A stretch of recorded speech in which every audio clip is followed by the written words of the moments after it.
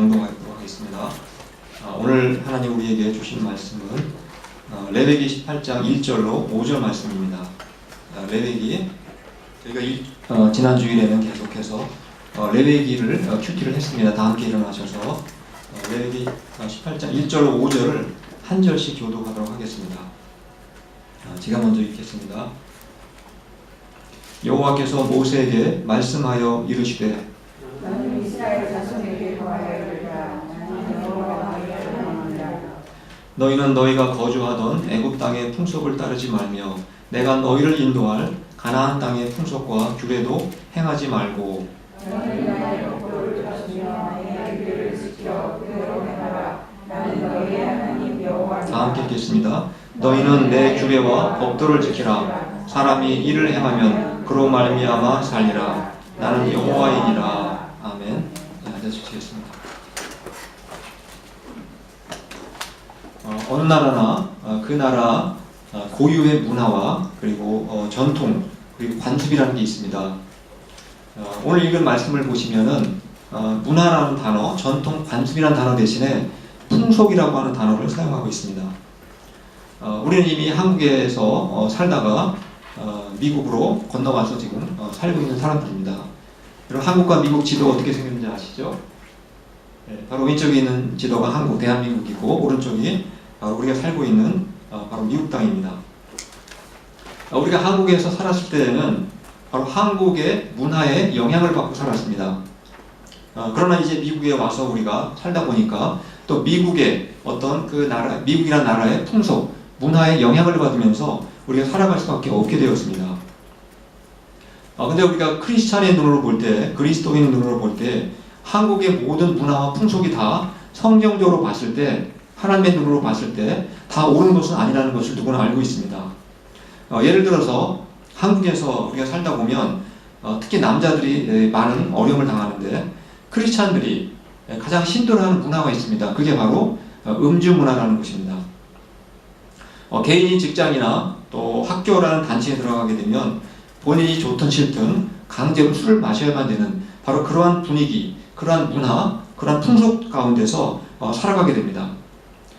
또 미국의 경우에는 어떻습니까? 미국의 경우에는 한국처럼 집단 문화가 있지는 않지만 개인주의가 굉장히 발달되어 있습니다.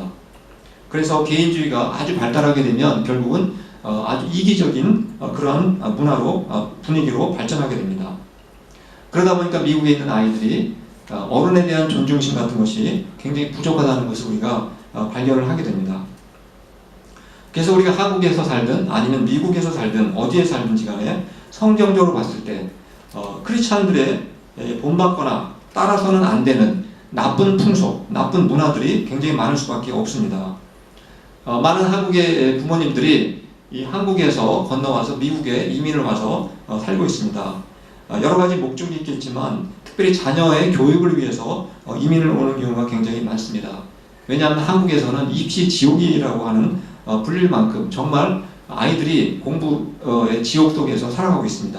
그러한 분위기에서 탈출하고 싶은 마음이 있기 때문에 미국으로 오는 경우도 많이 있습니다. 그러나 우리가 자녀 교육을 위해서 미국에 왔다고 해서 교육이 저절로 잘 이루어집니까? 미국은 또 미국 나름대로 또 다른 문제가 있습니다. 또 다른 고민거리가 미국에도 역시 있다는 사실입니다. 그래서 크리스찬들은 어디에 살든지, 한국에 살든지, 미국에 살든지 성경적으로 봤을 때 잘못된 풍속이 있다는 것을 우리가 잘 분별하고 구분할 수가 있어야 한다는 사실입니다. 그리고 세상 풍속을 따르지 말고 정말 하나님의 뜻대로 살아가기 위해서 우리가 정말 뜨거운 열심히 노력을 해야 한다는 사실입니다. 근데 이러한 고민은 오늘 우리에게만 있는 고민이 아니라 바로 모세 시대에 이스라엘 백성에게도 똑같이 있었다는 사실입니다. 이스라엘 민족이 노예살이를 했을 때 어디에서 노예살이 했습니까? 잠깐 지도를 보시겠습니다. 바로 이스라엘은 모세 때 바로 이 애굽이라는 땅에서 400년 동안 노예살이로 살게 됩니다. 하나님께서 모세를 통해서 바로 애굽에서 광야로 탈출을 하게 됩니다. 그런데 이 광야는 이스라엘 사람들이 영원히 살 땅이 아니었습니다. 그들이 살아갈 땅은 어디였습니까? 바로 가나안 땅, 저 북쪽에 있는 가나안 땅에 가서 살던 그곳이 바로 이스라엘 백성들이 영원히 살 그런 땅이었습니다. 그런데 그들이 가나안 땅에 들어가게 되면 가나안 사람들의 문화와 그 전통과 그 풍속 이런 것들을 접할 수밖에 없는 것이었습니다. 근데 문제는 이 가나안 사람들의 문화, 전통, 이 풍속이라는 것이 하나님의 말씀하고는 너무나 정반대였고 하나님의 말씀과 너무나 동떨어진 바로 그러한 문화였다는 사실입니다. 결코 이스라엘 백성들이 따라서는 안 되는 그런 아주 심각한 해로운 그런 풍속을 가지고 있었다는 사실입니다. 그래서 하나님께서 모세에게 이스라엘 백성들에게 경고와 훈계를 말씀하십니다. 바로 그 말씀이 오늘 읽었던 말씀이지만 레위기 19장 2절하고 3절 말씀을 한번 보시겠습니다. 앞에 보시고요. 제가 한번 읽어드리도록 하겠습니다. 너희가 거주하던 애굽 땅의 풍속을 따르지 말며 내가 너희를 인도할 가나안 땅의 풍속과 규례도 행하지 말고 너희는 내 법도를 따르며 내 규례를 지켜 그대로 행하라. 나는 너희의 하나님 여호와이니라. 이스라엘 백성들이 아까 지도에서 보셨던 것처럼 이스라엘 백성들은 애굽 땅에서 살던 사람들이었습니다. 근데 애굽 땅에도 역시 하나님의 말씀과 정반대로 아주 나쁘고 해로운 그러한 풍속들이 참 많이 있었습니다. 그래서 이스라엘 백성들은 광야 생활을 하면서 그들의 몸에 배어있는 그 나쁜 풍속, 습관들, 관습 같은 것을 다 빼내기 위해서 그것을 전부 다 없애기 위해서 무려 40년이라는 세월이 걸렸습니다. 근데 이제 이스라엘 백성들이 가나안 땅에 들어가서 살아야만 되는데 그 가나안 땅에 들어가서 살다 보면 또다시 또 다른 종류의 위험한 풍속, 아주 잘못된 타락한 풍속에 빠질 위험이 있었다는 사실입니다. 그래서 하나님께서 레위기 18장을 통해서 가나안 땅의 그 잘못된 풍속이 무엇인지 그리고 어떻게 그러한 오염에 빠지지 않고 풍속에 빠지지 않고 거룩하게 살 수 있는지 그 방법에 대해서 말씀해 주고 계십니다. 가나안 땅에 살던 사람들의 그 잘못된 풍속 중에 하나가 바로 그들의 결혼제도 그리고 성적인 문란함이었습니다. 옛날 한국 제가 어렸을 때에도 법이 개정되기 전에는 그 동성, 동본, 그러니까 성도 같고 본관이 같으면 남자 여자가 결혼할 수가 없었습니다. 근데 한국의 김해김 씨가 무려 400만 명이 된다고 합니다. 결국 달라스 포토스에 사는 모든 사람들이 인구만큼 되는 김해김 씨가 있는데 그 사람들끼리는 결혼을 할 수가 없었습니다. 아무리 사랑해도 금지가 되었었습니다. 근데 요즘에는 법이 개정돼가지고 8천 이내에서만 결혼을 금지하도록 그렇게 법이 개정이 되었다고 합니다. 그런데 이 가나안 땅 사람들은 그들의 결혼 제도와 그들의 성적인 문란함은 오늘 우리의 눈으로 봤을 때에도 너무너무 심각했다는 사실입니다. 남자와 여자 간에 지켜야 되는 아주 기본적인 선까지 이미 무너져 있었습니다. 그래서 레위기 18장을 쭉 읽어보시게 되면 가나안 땅에서 그들이 너무나 쉽게 저질렀던 그런 성적인 문란함을 무엇이었고 그것을 피하라고 우리에게 강력하게 말씀하고 있습니다.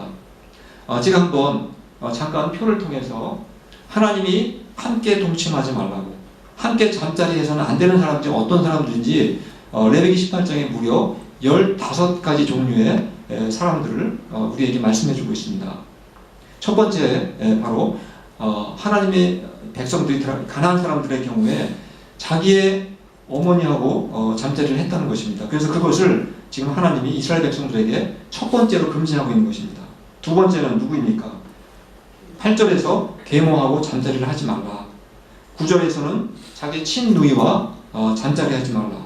10절에서는 손녀 또는 외손녀와 동침하지 말라 이렇게 말씀하고 있습니다. 11절에서는 이복누이, 그리고 12절에서는 고모, 13절에서는 이모, 14절은 숙모, 15절에서는 며느리, 16절은 형제의 아내, 17절은 어머니와 딸을 동시에 동침하지 말라, 18절은 처제, 20절은 이웃의 아내, 22절은 동성, 그 다음에 23절은 짐승, 이렇게 15가지 종류 잠자리에서는 안 되는 사람 관계를 설명해 주고 있다는 사실입니다. 이 리스트는 단순히 어떤 가족관계를 설명하는 도표가 아닙니다. 바로 이스라엘 사람들이, 가나안 사람들이 무분별하게 그들의 성적인 관계를 맺었던 그런 종류의 사람들을 우리에게 보여주고 있는 것입니다. 이런 일들은 우리의 상식으로는 도저히 우리가 이해를 할 수 없는 그런 일들입니다. 아까 제가 말씀드렸듯이 한국에서는 동성동본, 성이 똑같고 본관이 똑같아도 결혼을 못하게 금할 정도로 엄격했습니다. 그런데 가난한 사람들에게 있어서는 자기 어머니이든 딸이든 누이든 어떤 누구든지 누구와도 관계를 맺을 수 있게끔 그런 상황이었다는 사실을 우리가 알 수가 있게 됩니다. 한마디로 말씀드려서 가난한 사람들은 오직 육신의 욕망과 본능에 따라서 살았다는 사실입니다. 좀 심하게 말씀드리면 이 가난한 사람들은 한마디로 짐승과 같이 살았다는 것을 우리가 알 수가 있는 것입니다. 우리가 성경을 읽다 보면 반드시 구약에서 여호수아서를 읽게 되어 있습니다. 여호수아서를 읽게 되면 하나님께서 이스라엘 백성들에게 가나안 땅에 들어가면 어른으로부터 아이에 이르기까지 다 죽이라 이렇게 명령하고 있다는 사실을 우리가 발견하게 됩니다. 그래서 우리가 의문이 생깁니다. 하나님은 사랑의 하나님이라고 하는데 왜 가나안 땅에 들어가서 모든 사람들을 다 죽이라고 그렇게 말씀하셨을까? 하나님 너무 잔인한 게 아니냐? 이렇게 우리가 질문을 할 수가 있습니다. 그러나 우리가 이 가나안 사람들이 정말 어떻게 살았는지, 어떤 도덕을 갖고 있었는지, 어떤 문화와 풍속을 갖고 살았는지를 우리가 정말 깊이 있게 알게 되면 왜 하나님이 그러한 명령을 내렸는지 충분히 우리가 이해를 할 수가 있게 된다는 사실입니다. 짐승은 특징이 무엇입니까? 짐승의 특징, 철저하게 욕망과 본능에 따라 살아가는 것이 짐승입니다. 짐승에게는 인간이 갖고 있는 이성을 갖고 있지 않습니다. 그런데 이스라엘 백성도 예외가 아니라는 사실입니다. 이스라엘 백성들도 가나안 땅에 들어가서 가나안 땅과 똑같이 그렇게 짐승같이 행동하게 되면 이스라엘 사람이라 할지라도 하나님께서 심판하시고 그들을 땅에서 토해낼 것이다. 이렇게 경고의 말씀을 하고 계시는 것입니다. 그래서 하나님이 가나안 땅의 풍속을 절대로 따르지 말라. 계속해서 강력하게 경고하고 있는 것입니다. 가나안 땅의 풍속을 따르게 될 때 가장 심각한 문제가 무엇이겠습니까? 한마디로 가정의 질서가 무너지고 파괴가 된다는 사실입니다. 가정이 무너지면 사회가 무너지고 또 국가가 무너지게 됩니다. 그래서 하나님은 이스라엘 백성이 가나안 땅에 들어갈 때 가장 염려했던 것이 바로 가정의 순결이었습니다. 레위기의 이런 말씀을 우리가 쭉 보시면서 오늘날 우리가 사는 이 시대는 괜찮은 것 같습니까? 가나안 땅 그 시대보다 지금은 깨끗하고 거룩한 시대라고 생각하십니까? 제가 한번 오늘날 미국이나 한국의 그런 여러 가지 한번 통계 자료들을 찾아보았습니다. 미국에서는 10대 청소년들, 그러니까 초등학교 고학년에서 중학교, 고등학교 그 어린 청소년들을 대상으로 통계를 조사해 보았더니 약 40%가 이미 성적인 접촉, 성적인 경험을 하고 있다는 것입니다. 그리고 매년 한 300만 명 정도가 청소년들이 성병에 감염이 된다고 합니다. 이 통계가 어느 정확한지 모르겠지만 크게 차이가 없다고 생각을 합니다. 근데 10대 청소년만 그런 것 같습니까?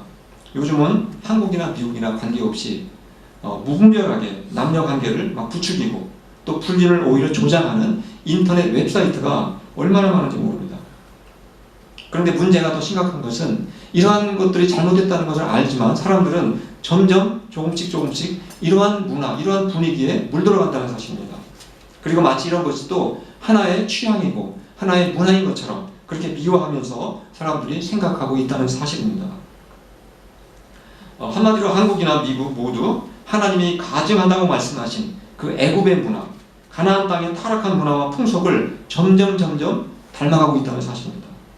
다른 말로 해서 대부분의 사람들이 점점 이제는 육신의 욕망과 육신의 본능을 따라 살아가면서 점점 짐승으로 변해가고 있다는 사실을 우리가 보게 되는 것입니다. 여러분들은 크리스찬이 누구라고 생각하십니까? 그리스도인 어떤 사람을 우리는 그리스도인이라고 부르는 것입니까? 그리스도인은 육신의 욕망과 본능에 따라 살아가는 사람들이 아닙니다. 그럼 어떤 사람이겠습니까? 무엇을 따라 살아가는 사람들이 그리스도인이겠습니까? 우리 로마서 8장 14절 말씀을 같이 한번 읽어보도록 하겠습니다. 시작. 무릇 하나님의 영으로 인도함을 받는 사람은 곧 하나님의 아들이라. 하나님의 아들은 바로 크리스찬, 우리 그리스도인들을 저렇게 부르는 것입니다. 자, 하나님의 아들의 특징이 무엇입니까? 그리스도인이란 육체의 본능과 욕심에 따라 살아가는 사람들이 아니라 성령의 인도를 따라 살아가는 사람이라고 우리에게 분명하게 말씀하고 있습니다. 세상 사람들이 혹시 우리들을 보고 그리스도인들을 바라보면서 저 사람들은 너무 고리타분하고 답답한 사람이고 시대에 뒤떨어진 사람들이다 라고 혹시 비방하는 소리를 듣는다 할지라도 우리 그리스도인들은 성령의 인도를 따라 살아야 한다는 것입니다. 결코 육신의 욕망과 본능에 따라 살아서는 안 된다는 것입니다. 우리는 하나님의 말씀에 따라서 순종하며 살아야만 하는 것이 바로 그리스도인의 삶인 것입니다. 그렇다면 이스라엘 백성들이 이제 정말 그 가나안 땅에 들어가서 그들의 타락하고 더러운 문화와 풍속에 물들지 않고 살아갈 수 있는 최선의 방법은 무엇이라고 생각하십니까? 바로 모세는 하나님이 모세를 통해서 레위기 19장을 통해서 어떻게 하면 가나안 땅에 들어갔을 때 우리가 거룩하게 살아갈 수 있는 그 방법에 대해서 우리에게 말씀해 주고 있습니다. 바로 레위기 19장 3절의 말씀을 같이 한번 읽어보도록 하겠습니다. 시작. 너희 각 사람은 부모를 경외하고 나의 안식일을 지키라. 나는 너희의 하나님 여호와이니라. 우리가 구약 성경을 쭉 읽다 보면은 너무나 자주 반복되는 말씀이 있습니다. 바로 그 말씀이 안식일을 지키라는 말씀입니다. 한두 번 나온 것이 아니라 수시로 정말 안 나와도 되는 상황에서도 안식일을 지키라는 말씀이 굉장히 자주 반복되고 있습니다. 여기서도 첫 번째 방법으로 안식일을 지키라 이렇게 말씀하고 있습니다. 그 이유는 우리가 안식일을 제대로 지키게 되면 우리가 이 세상의 타락한 문화와 그리고 풍속으로부터 나 자신을 지킬 수 있고 또 우리의 자녀들을 보호할 수 있기 때문에 그렇습니다. 바로 안식일을 지키는 것은 우리를 보호하는 하나님이 제공해 주신 은혜의 수단이라는 것입니다. 우리는 안식일을 오늘 주일날 지키고 있습니다. 근데 우리가 주일날 우리가 해야 되는 가장 중요한 일이 무엇이라고 생각하십니까? 바로 하나님을 예배하는 일입니다. 안식일은 단순히 우리의 육체만 쉬는 날이 아니라는 사실입니다. 바로 예수님께서 십자가에서 죽으시고 부활하심으로 우리를 죄로부터 해방시켜 주신 것을 하나님께 감사하며 예배하는 날이 바로 주일 안식일입니다. 또 우리가 이 세상을 살아가면서 더 이상 타락하고 부패한 이 풍속을 따르지 않고 오직 하나님 말씀대로 살아갈 수 있는 바로 그러한 능력과 은혜를 공급받을 수 있는 바로 날이 우리의 주일 예배를 통해서 하나님께서 공급해 주신다는 사실입니다. 그래서 우리가 매주일 하나님을 이렇게 예배하는 것은 정말 우리가 돈으로는 계산할 수 없는 너무나 귀하고 값진 그러한 일인 것입니다. 우리는 안식일, 주일날 주님께 예배하는 것을 그 어떠한 것과도 양보할 수가 없는 것입니다. 우리가 예배를 가볍게 생각하다 보면 나도 모르는 사이에 이 세상의 문화와 풍속을 따르게 됩니다. 또 나도 모르게 육신의 욕심과 본능을 따라서 살아갈 수가 있다는 사실입니다. 우리가 이렇게 주님을 성실하게 예배하면서 살아갈 때 우리의 자녀들은 부모를 경외하는 그런 삶을 살게 됩니다. 그래서 부모를 경외하는 자녀들은 결코 자신의 이기적인 욕망과 본능에 따라 살지 않고 부모님이 주시는 하나님의 말씀의 교훈을 겸손한 마음으로 받고 듣고 순종하며 살 수가 있게 되는 것입니다. 또 우리가 인간 육신의 이기적인 욕심과 본능에 따라 살지 않기 위해서는 우리는 끊임없이 나 중심이 아니라 다른 사람들을 배려하고 사랑을 베푸는 이러한 삶을 훈련을 받고 우리가 계속 배워야 한다는 사실입니다. 하나님도 이스라엘 백성들이 이기적인 욕심에 빠지지 않고 남을 배려할 수 있고 남을 사랑할 수 있도록 해주시기 위해서 여러 가지 훈련 방법을 만들어 주셨습니다. 그 중에 대표적인 게 무엇인지 한번 말씀을 보시겠습니다. 레위기 19장 9절과 10절 말씀입니다. 제가 한번 읽어드리겠습니다. 너희가 너희의 땅에서 곡식을 거둘 때에 너는 밭 모퉁이까지 다 거두지 말고 네 떨어진 이삭도 줍지 말며 네 포도원의 열매를 다 따지 말며 네 포도원에 떨어진 열매도 줍지 말고 가난한 사람과 거류민을 위하여 버려두라. 나는 너희의 하나님 여호와이니라. 우리가 옛날에 한국에서는 논을 추수할 때, 벼를 추수할 때 쌀 한 털도 땅에 떨어지지 않게 하려고 얼마나 애를 쓰는지 모릅니다. 너무너무 쌀 한 털도 아깝고 우리 피와 땀이 들어있기 때문에 절대로 땅에 흘리지 않으려고 노력을 합니다. 그런데 이스라엘의 추수법은 달랐다는 사실입니다. 전혀 달랐습니다. 방금 말씀에서 보시는 것처럼 제가 밑에 논을 밭을 이렇게 도표로 만들어 본 겁니다. 밭에 논이 벼가 가득했는데 이제 추수를 해서 이렇게 가운데만 추수를 하고 네 모퉁이에는 추수를 하지 않고 남겨두는 그러한 장면을 저렇게 표시한 것입니다.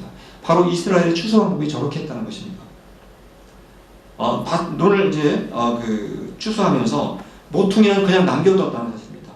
또 포도원에서 포도를 거두다가 혹시라도 포도송이 하나 땅에 떨어지면 우리는 주워야 되겠지만 이스라엘의 추수법은 그냥 땅에 놔두라는 것입니다. 그냥 남겨두라는 것입니다. 왜 이런 하나님께서 명령을 이스라엘 백성들에게 내리셨겠습니까? 바로 땅이 없는 가난한 사람들, 그리고 나그네들이 여기 와서 모퉁이에 있는 저 곡식들을 거두어서 그들이 굶지 않고 살 수 있도록 배려해 주시기 위해서 저렇게 하신 것입니다. 그래서 땅에 떨어진 이삭이나 그리고 포도송이를 가져가지 않고 남겨둠으로써 그들이 먹고 살 수 있도록 그렇게 해주셨다는 사실입니다. 나중에 이스라엘 역사를 이렇게 읽어보니까 어느 정도 이 모퉁이를 얼마큼 남겨야 될지 그 기준이 애매모호하기 때문에 랍비들이 기준을 만들었다고 합니다. 60분의 1, 전체 추수량의 60분의 1 정도는 남겨두라 이렇게 규정까지 만들어서 가난한 자들을 배려했다고 합니다. 이것을 통해서 우리가 알 수 있는 것이 무엇이겠습니까? 아무리 내가 땀을 흘리고 노력을 해서 농사를 짓고 또 돈을 벌었다 할지라도 가난한 이웃들을 배려하고 그리고 사랑을 베풀며 살라는 것입니다. 내 욕심만 채우면서 인색하고 학자까지 살지 말라고 우리에게 말씀하시는 것입니다. 그래서 우리가 이렇게 남을 배려하고 사랑을 베푸는 훈련을 잘 하게 되면 바로 우리는 이기적인 욕심과 욕망에 사로잡히지 않고 하나님의 말씀대로 거룩하게 살아갈 수가 있게 된다는 사실입니다.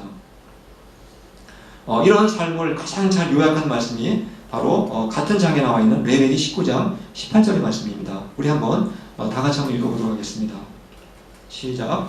원수를 갚지 말며 동포를 원망하지 말며 네 이웃 사랑하기를 네 자신과 같이 사랑하라. 나는 여호와이니라. 여러분 이 말씀 어디서 많이 들어본 말씀 같지 않습니까? 신약 성경에서 이 말씀은 어떤 사람이 예수님께 찾아와서 구약 성경에서 가장 큰 계명이 무엇입니까? 라고 질문을 했을 때 예수님이 답변하신 내용이 저 안에 들어있습니다. 뭐라고 예수님 답변하셨죠? 네 이웃을 네 몸과 같이 사랑하라. 이 말씀은 예수님이 처음 발명한 말씀이 아니라 구약 레위기서에 이미 있는 말씀을 예수님이 인용하신 것입니다. 자신의 이기적인 욕심과 본능을 따라서 살아가는 사람은 절대로 이웃을 배려하고 사랑하며 살아갈 수가 없습니다. 물론 흉내는 낼 수 있겠지만 정말 진심으로 영혼을 사랑하는 마음으로 살아가는 것은 쉽지가 않다는 사실입니다. 아까 제가 신약 성경에서 그리스도인을 어떻게 정의하는지 말씀을 드린 적이 있었습니다. 바로 성령을 따라 사는 사람이 그리스도인이다라고 말씀드렸습니다. 근데 신약 성경을 좀 더 자세히 읽어보게 되면 그리스도인이 누구인지 또 다른 정의를 우리에게 알려주고 있습니다. 바로 갈라디아서 5장 24절과 25절 말씀입니다. 우리 한번 같이 읽어보도록 하겠습니다. 시작. 그리스도 예수의 사람들은 육체와 함께 그 정욕과 탐심을 십자가에 못 박았느니라. 만일 우리가 성령으로 살면 또한 성령으로 행할지니. 그리스도인이 어떤 사람이라고 정의하고 있습니까? 그리스도 예수의 사람, 즉 그리스도인을 저렇게 정의하고 있습니다. 바로 세상적인 욕심을 십자가에 못 박아버린 사람이다 이렇게 말씀하고 있습니다. 그래서 그리스도인은 이기적인 욕심이나 본능에 따라서 살아가는 사람이 아니라 성령을 따라서 하나님의 말씀에 따라서 살아가는 사람이 그리스도인이다라고 우리에게 말씀하고 있는 것입니다. 오늘날 우리나 또 우리의 자녀들이 살아가는 이 미국 땅이 여러분 어떤 땅이라고 생각하십니까? 정말 타락하고 부패한 문화와 풍속으로 넘쳤던 그 애굽이라든가 가나안 땅과 무슨 차이가 있다고 생각하십니까? 사실 별 차이가 없다고 생각합니다. 점점 더 심해지고 있다고 볼 수도 있습니다. 우리가 이러한 곳에서 우리가 어떻게 우리와 우리 자녀들이 이 죄의 유혹을 이겨내며 살아갈 수가 있겠습니까? 지금까지 제가 드린 말씀의 내용이 바로 어떻게 우리가 이 유혹을 이겨내고 하나님의 자녀로 거룩하게 살아갈 수 있는가에 대해서 지금까지 말씀을 드렸습니다. 간단하게 요약을 해서 다시 한번 우리 마음에 새겨보도록 하겠습니다. 첫 번째는 우리가 예수 그리스도의 십자가의 속죄의 은혜를 우리가 믿어서 우리가 용서를 받고 죄로부터 날마다 벗어나기 위해서 우리가 날마다 노력을 해야 한다는 사실입니다. 두 번째는 우리가 정말 마음을 다하고 뜻을 다하고 힘을 다하고 목숨을 다해서 하나님을 예배하는 일에 힘써야 한다는 사실입니다. 그것이 하나님을 사랑하는 사랑의 표현인 것입니다. 그리고 세 번째로는 우리가 내가 이기적인 욕심에 붙잡히지 않기 위해서는 남을 배려하고 또 남을 사랑을 베풀 수 있는 이러한 삶을 우리가 성실하게 꾸준하게 그렇게 훈련을 받고 살아가야 한다는 사실입니다. 우리가 이렇게 살아가야만 우리는 가나안 땅의 풍속을 따르지 않고 정말 성령을 따라서 거룩한 하나님의 백성으로 우리가 살아갈 수가 있게 되는 것입니다. 저는 저희 모두가 우리가 미국 땅을 살아가면서 가나안의 풍속과 같은 이러한 문화와 풍속에 우리가 따라가 사는 것이 아니라 오히려 그러한 풍속 가운데 문화 가운데 살아가는 불쌍한 영혼들을 그들을 구원해내고 하나님의 거룩한 백성으로 인도하시는 정말 하나님의 거룩한 자녀로 살아갈 수 있기를 간절히 축원합니다. 이 시간 우리 찬송가 부르신 후에 같이 통성으로 기도하는 시간 갖도록 하겠습니다. 259장